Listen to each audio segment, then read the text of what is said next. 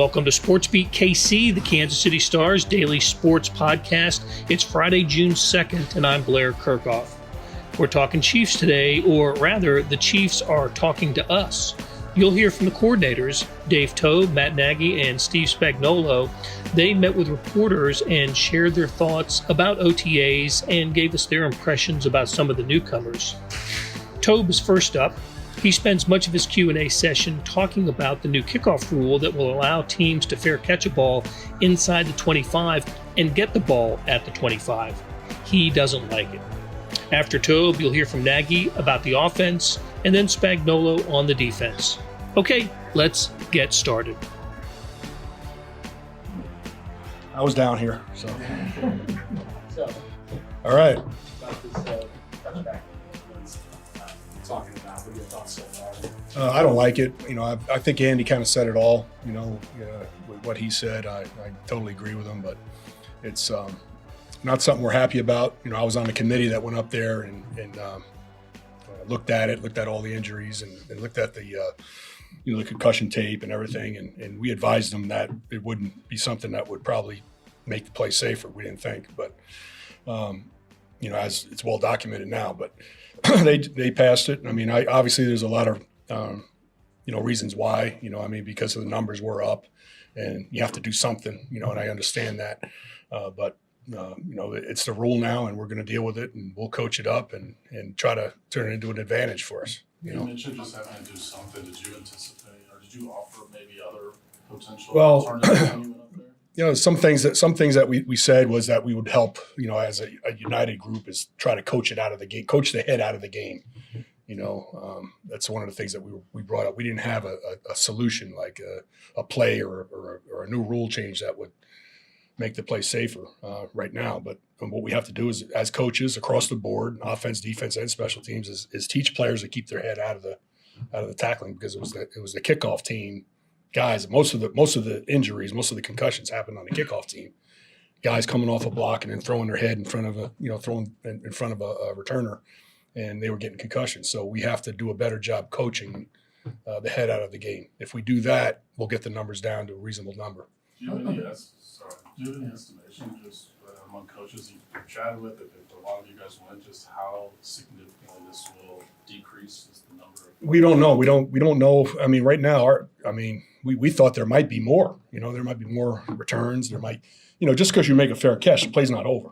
You're because it's a free ball. If you drop the ball, it's a free, it's a free ball. So the guys are going to be covered until that ball is caught. So that's not going to change. So it's still going to be a physical play. Other than you losing a potentially exciting play, what are your issues with the new rule? Like what specifically? I just think there's a lot of strategy involved. If you're a team that's trying to get back into the game, like you're behind and you're on kickoff and you're trying to create a turnover, try to pin a team, make them go the long distance. One of the strategies was to kick it high and try to tackle them inside the 10. Maybe, force them to return it, maybe force a turnover.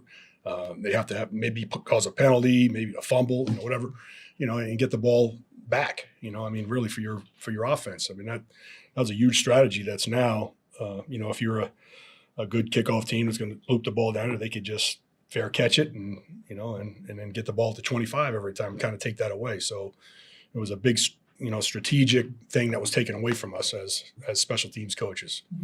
You've always been an aggressive guy in terms of running kicks back. Yes.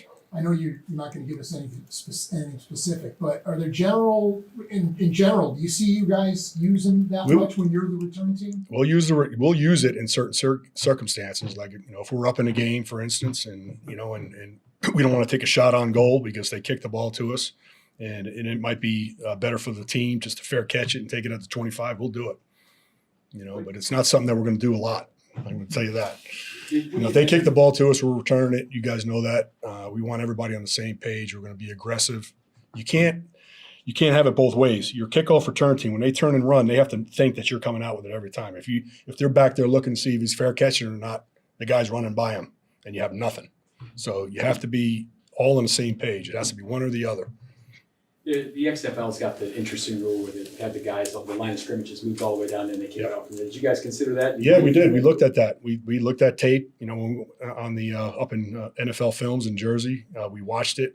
It's something that we could possibly go to someday. I mean, that could be the next step. Who knows? But it is something that I like it because there's more return. There's returns, and they put the ball back at the 30. You're kicking off from the 30, and I love it because there's more returns. It seems that Kadarius and Pacheco might have expanded roles this year, especially after last year. Do you anticipate having new returners? Oh yeah, I do. I do anticipate that. Some guys that are doing really well right now. You probably want to know. Prince is looking good as a running back. He reminds me so much of, you guys remember Nile Davis? He reminds me of Nile. He even has the same number. Didn't do it in college, but he's showing traits right now that so much. He reminds me so much of Nile that it's kind of scary. And Nile was pretty good for us. And as he went on, obviously the touchdowns and so I see him in that role. Richie James is a guy that he's got experience, did it in NFL games, that's huge, as we know, and he's definitely in the mix. Ross, the other one, at number 85, he's another guy that got great speed.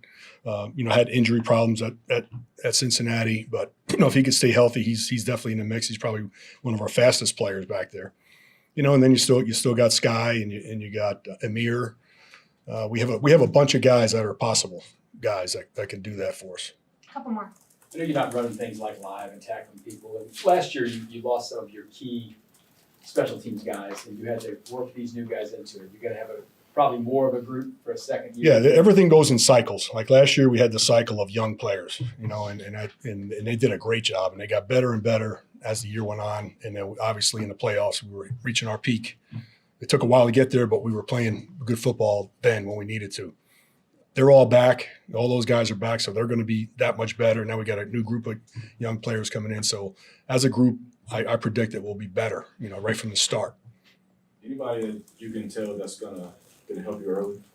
Of the new young players, Yeah, I know it's hard right now. it's really hard. I'm excited about the linebacker. I talked about Prince. I'm excited about the young linebackers, Moore and Jones, the two free agent kids that we have.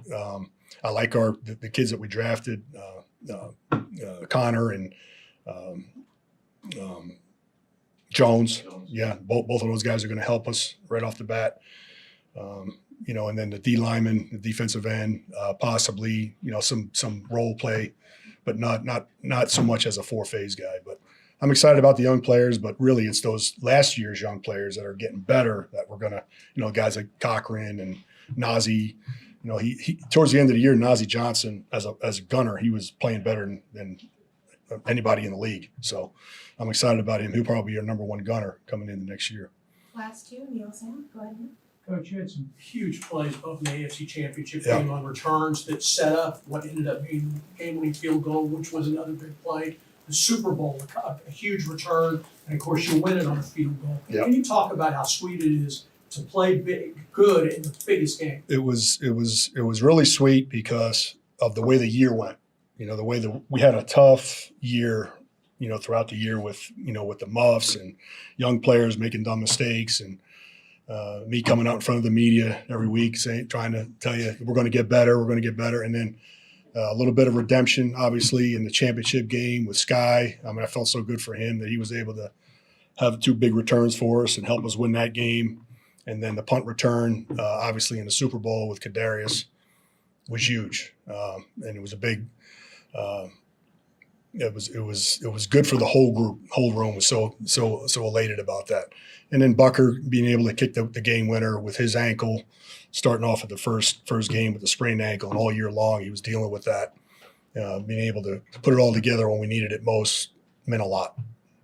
Last thing. Dave, this is probably what you just said might be your answer to this, but I just wondered if I could tap into what leads you to think that aggression is the way to go with returns and things like that, especially obviously. Why is it? Yeah, I just wondered what prompts you to How are you going to score a touchdown if you don't return it?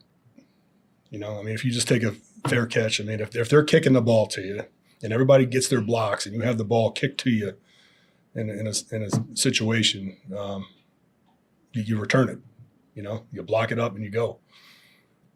you know, there, like I said, there will be times when it'll be a special play when we fair catch it, but you'll be able to tell that we're doing that. You know, he's going to be protected. We'll have guys out and blocking in front of him, and he'll be able to catch it, and we'll take the ball at 25 when we need it. But we're going to stay aggressive. Thanks, everybody. All right. Thanks. Thanks, everybody. Thank you, Coach. Here is Matt Nagy. He's back as offensive coordinator, replacing Eric Bieniemy, who's now with the Washington Commanders. And, of course, Bieniemy replaced Nagy, who left after the 2017 season to become the head coach at the Chicago Bears. Here is Matt Nagy. All right. How's everybody doing? Good. Good to see y'all. I was going to be back at the mental at OC. Yeah, it feels good, you know, just to get back, really just in football in general, just from the season last year was such a joy. It was a lot of fun. Like I said before, familiar faces for me, but now we're back at it, you know, short off season, which we'll trade off any year, and we get back to it. Matt, what do you guys lose in Juju moving on, and how do you replace him, fill that void? Yeah, Juju did such a great job last year coming in, learning the system.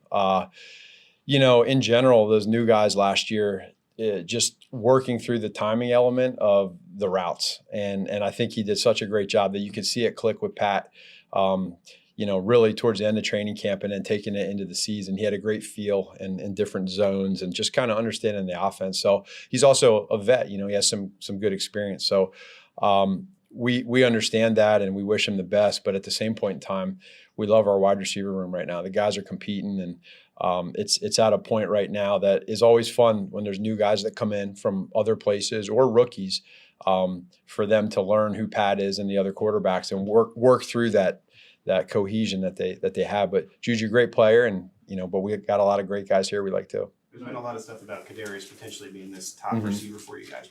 What makes him that internally for you? Well, I think we all see what he can do when the football's in his hands. And again, the same type of deal. He comes over halfway through the season. It's a whole new offense. He's got to learn the ins and outs. And so you have that point. And he was able to do that. And it's exciting now for us to be able to take that to year two and build that relationship with Pat. But he's super talented with football in his hands. And he's been that way his entire life in his football career. What things you're working on with Pat during the offseason this year, specific things as far as instead of general improvement with him? Sure.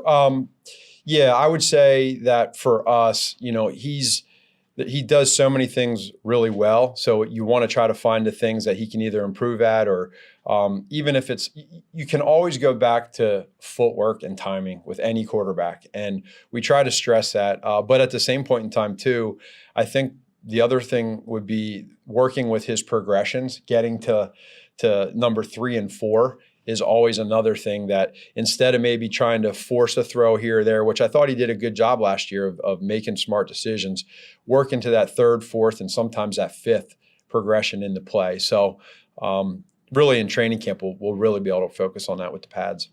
I just wanted to ask you about the makeup of the wide receiver. Obviously, you guys don't have maybe a clear-cut number 1, but traditionally, it seems like some depth there. How does that just affect the dynamics of the offense when that is the makeup?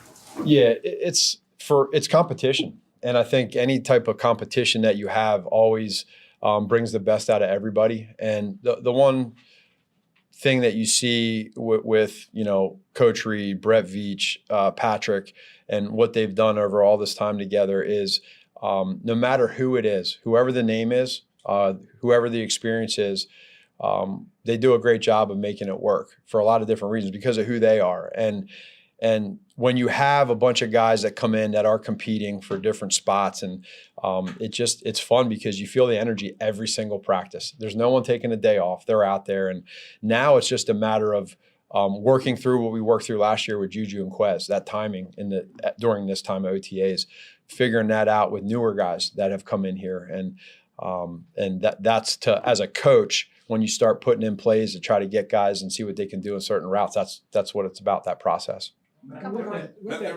there's Andy always says that he really enjoys doing the scheme evaluation after the season. Being in your previous role doing the scheme evaluation and then obviously being promoted to OC, how did that best serve you as to how you want to make an imprint on the offense now? Sure. Well, again, everybody here knows, I was fortunate enough to come in here in 2013 with Coach and kind of be there to be a part of the process of implementing the system that we run. And that's evolved immensely in that time till now. But then you have the scheme eval. Every year is different. And we're really hard on ourselves to be in the top 3 every year in almost all categories. We want to do that. So, but there's some areas of improvement that we have that we know we can get better at without telling the whole world. We know what they are. And internally, we're working on that. And that's the challenging part that keeps you going as a coach and as a player, wanting to be great in those, but not lose where you are really good situationally. So that's, for me, just a part of the process. Will we be able to see your fingerprints on this? Or, I mean, just the average fan, are they going to be able to tell the difference in the offense? I don't think so. I think for us, that's the beauty of what Coach Reed does. This all starts and ends with him. And in the end, what I think one of Coach's greatest strengths is delegation. He's really good at that because he trusts his staff in all phases, offense, defense, special teams. But at the same point in time, he also, one of his greatest strengths is being able to adapt and change every year. So I just want to be able to help in that area, just with every other coach that's in here. So I wouldn't necessarily go that far, but there'll be some differences, and I think that's what keeps it exciting and new and fresh for everybody. Last 2 will go Matt. Okay. And Coach, like you mentioned, you got a young fluid receiver group, and you've also got Connor stepping up into a leadership role for that group. Sure. What do you see in him that tells you that he's the right guy and the right coach for that group right now? Yeah, that's a great question. And Connor, I think, has internally, when we're in the building, we get to see every day how these coaches are in front of their players. And another thing that Coach does is he does a great job in the offseason that, again, no one sees, but he gives a lot of responsibilities to the young coaches, quality control coaches, assistant coaches by position. Connor's done that. And I think what better way to interview for that type of position than doing it every day in your role that you're in, which was the previous couple years. So Connor has great strengths. He's going to grow like all of us every year. He'll get better. But it's also the player's job, too, to know that and to help out and to help each other out. So that's the fun part. Coach, Clyde obviously is coming into this year. He's not going to get the 5th-year option. He's had some highs and lows on the field, been hurt here and there. What have you seen from him this offseason, getting ready for this year, and what do you expect out of him? Just a great attitude. I've always, respected him from afar. When I was in Chicago, I just kind of noticed him as a player. And then when he came here to Kansas City and got drafted, and the process of where he was, and for me to meet him last year and see who he is, he's done a great job of just really focusing on right now and everything he can in practice, in the meeting rooms, and just being a leader. For him to be able to understand our role with him, his role with us, and it's a very important position, and his attitude has been phenomenal. Thanks, everybody. All right, good to see y'all. Finally, let's hear from defensive coordinator Steve Spagnuolo, who shares his thoughts on many of the second-year players and newcomers. Hello. Been a while, huh? Good to see everybody. Don't let me forget this, Sid. All right, just great to be back out there. It was nice and humid today. A little different than yesterday. Yesterday it was nice and cool.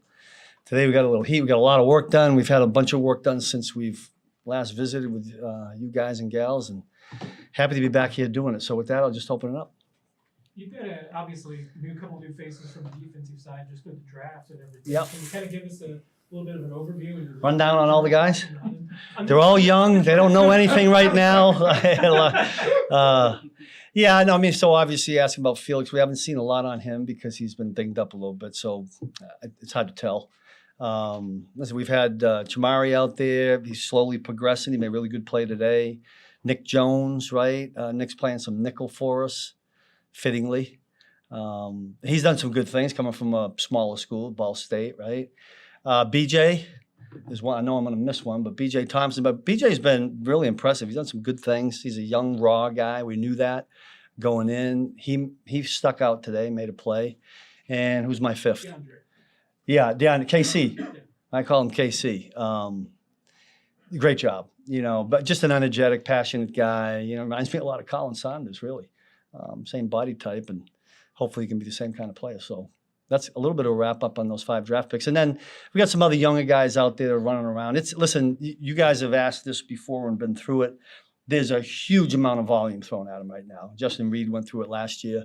The vets that come in go through it, and it takes a little while. We don't take that to the game. And all these young guys are kind of spinning and floating, but a little bit of smoothing out now. We went through, phase 1, just meetings. Phase 2, we were doing walkthroughs. Then we get them out there going against our offense, and they're spinning. But we got through practice 6 today, so hopefully it's starting to smooth out a little bit. Coach, question on 2 players. How does Amenahu and then Tranquil fit in the mix for you think, this year? FAU, Amenahu, Charles. Now, you know what I get messed up on? The Felix last name, the Charles. I'm with you. Okay, Charles and Drew. Look, if they're doing a great job, they're terrific. Both those guys are pros, real intelligent football players. Really happy with what they've done to this point and where they're at. I'm glad we got them. I just think both of those guys elevate their positions, and I think that gives us a lot. We'll see how we work them all in. It's going to take a little while for that, but right now, from what I've seen, Drew's made a lot of plays. For a lineman in these practices, we can't finish. You got to stay away from the quarterback, and they pull up, so it's a little bit tougher to tell there. But love the way both those guys operate. When you throw all this stuff at them, you have the rookies all together at the beginning. So when they get around the veterans, it changes for them. Have you seen, generally speaking, what you'd like to see from that transition from inundating them with stuff and kind of going along the learning process? Yeah, each guy's different, right? So they came in the rookie mini camp, and now we stayed very basic there because they were going against the offense. And where it started to pile up for them was they were home a week, I think. They went home a week, then they came back, and they were 1 week of phase 2. And we didn't slow down the veterans group. We didn't go back and slow down for them. They just had to pick right up. So they've been playing catch up from the beginning. And each guy's different. Some of the guys stand out and they're really sharp. Other guys, it takes a little while. But I do think for the most part, it smooths out for these. You know what? When it typically smooths out is when they make that first really good play, right? They get a little bit of confidence. Like I saw Chamari make that today. I'm hoping that translate to him get a little bit more confidence. These guys, more than anything, when they come in here, gaining confidence is huge. It's huge. When it comes to edge rushers, you guys, since you've been here, brought in a number of guys late in the game, whether it's Terrell Suggs or Melvin Ingram or last year, Carlos Dunlap. I know that's Brett's deal, but if this is your group, if this is who you go into the season with, you feel pretty good about that bunch? Yeah, right now. Now, listen, I still got to see. We know what George has been here, right? Mike Dana. We know. We don't know Charles. We know what he didn't say. We don't know Felix, right? Way too early on that. Now, Malik Herring and Josh Kando, I really, really am hopeful for those 2 guys to surface. They've been here for a while. They know what we're doing. But, it's up to them to take that next step. And both of those guys, I think, have done a really good job to this point. Those are the 6 I think we're talking about, right? But you're right. We thank God for Brett in the last few years. We've been able to – Carlos, I think we got early, right? It was some training camp or something. And I'm sure we would try to do that again either way. Maybe I guess the hope is that we don't have to, right? That'd be a good problem to have. Coach, when you look at your second-year DBs like Brian, Jalen, and Joshua, how much more comfortable do they look now than they did this time of year ago? You can just ask them, and Trent included, right? The 5 of them. NJ is out there doing a great job. Now, I sat with them and was somewhere with them a week ago, and they're like light years ahead. And they feel it, and it's different, and they're confident. The first day we went out there for a walkthrough. The communication and the talk. Now, I'm including Justin Reed in that because last year was all new for him, too, even though he was a vet. The system was new. And those guys just, from a verbal and being kind of tied into that standpoint, they were just gelling. Coach, it looks like you have Nick Jones and Boodle working the inside right now. Yeah. When it comes to top guys, I know they're not working, but do you anticipate McDuffie being that guy for you this year? Yeah, I think that we would never give up on always having Trent and LJ ready to play in there. I don't think that'll change. Love for another guy to surface, so that when we want to keep LJ and Trent outside, somebody can go in there. Whether that happens or not, I don't know. If that doesn't happen, then one of those 2 will be in there, and a little bit will be depending on who we're playing, what the matchups are. But both those guys can play in there, and we're trying to find another one. Coach, you saw how Justin Reed worked with Mark Thornhill last year. Just from your perspective, how has he been with Brian Cook this time around. Yeah, terrific. You know, Brian's one of those guys that he's a bold, vocal guy. You know, even last year, I know he was kind of the third safety and kind of rolled in there on dime. But as a young guy a year ago, I was impressed with how bold he was. Some of these guys come in, some of these young guys are going through it right now, and they're in a position where they got to communicate, and they don't want to make a mistake, right? So they whisper it, you know, don't hear. But the guys that will blurt it out loud and proud, whether they're wrong or whether they're right, I like those guys. B. Cook was like that last year, and he's kind of just carried that into this year. Those guys are working pretty good together. Thanks, Coach. All right, appreciate it. That'll do it for today and this week on SportsBeat KC. Thanks to Monty Davis, who produced today's show, and to our staff of Randy Mason, Jeff Rosen, and Scott Chasen. I got to tell you, every morning I read it, I'm more convinced there is no better digital sports page in America than the Morning Sports Edition. You get complete coverage of the Chiefs, Royals, Sporting KC, the current, the colleges, and then national coverage of events like the NBA Finals and French Open. Today, there are 29 pages of sports coverage. Check it out at liveedition.kansascity.com. Thanks for listening, and we'll be back soon with another SportsBeat KC, where we talk sports in Kansas City every day.